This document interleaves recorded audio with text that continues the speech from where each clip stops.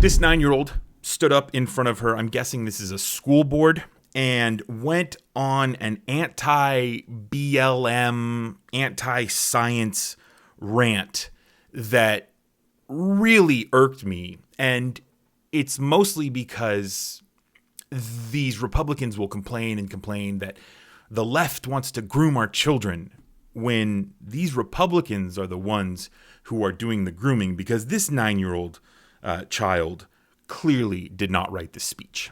Novalee here again. The other day I was walking down the hallway at Lakeview Elementary School to give a teacher a retiring gift.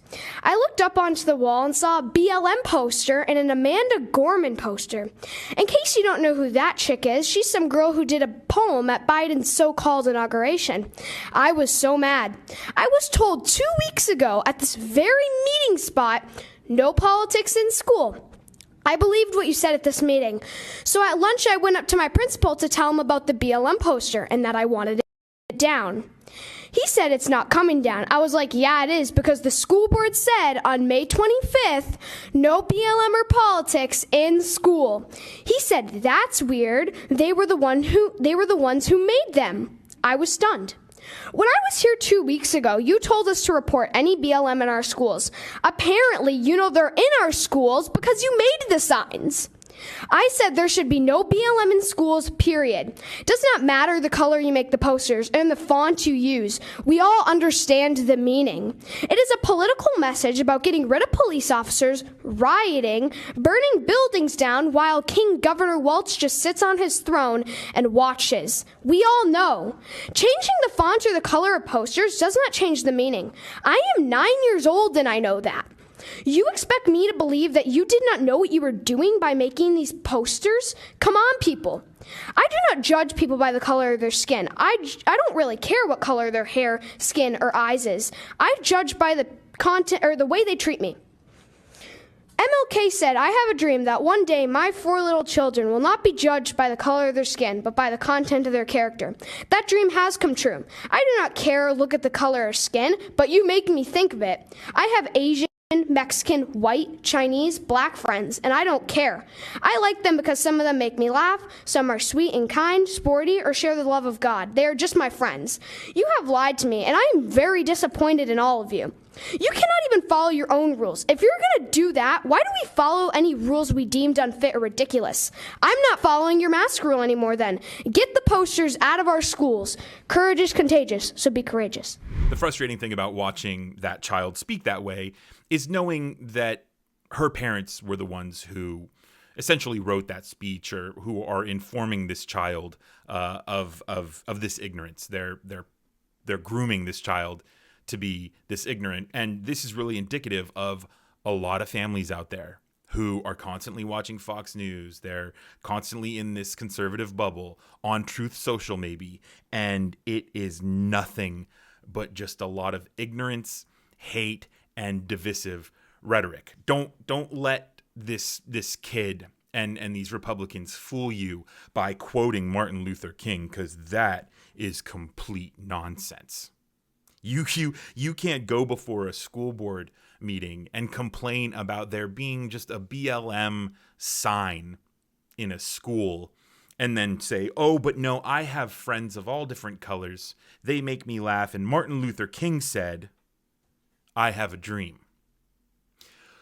Look, we are so much beyond the 60s and that desegregation movement, right? It is now on us to learn more about our American brothers and sisters of all backgrounds. It's not enough to say, oh, well, I don't judge someone by the color of their skin. No, it's on us to really understand the roots of the struggles of our fellow Americans. This is a new day. We're full. We have the reach of anywhere in the world with the internet. We can be anywhere. We can hear stories from anyone. So the idea that you can complain about a BLM poster and then say, well, Martin Luther King said, I have a dream, is just nonsense. And also, I mean, the derogatory way she spoke about Amanda Gorman, this chick.